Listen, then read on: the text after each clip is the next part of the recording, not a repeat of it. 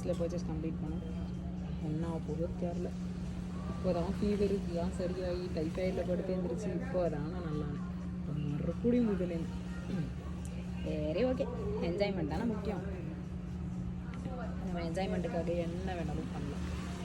இன்றைக்கி இருக்கிறவங்க நாளைக்கு இல்லை, அதனால் ஜாலியாக என்ஜாய் பண்ணுவோம். புயல்லையும் நாங்கள் பண்ணுற அராஜகத்தை பார்த்தீங்களா? இதை பாருங்க, இந்த புயலில் குடம்லாம் பறக்குது பாருங்க. நாங்கள் துணியெல்லாம் பத்திரமா சேஃப்டியாக மடித்து வச்சுருக்கோம். ஆமாம்,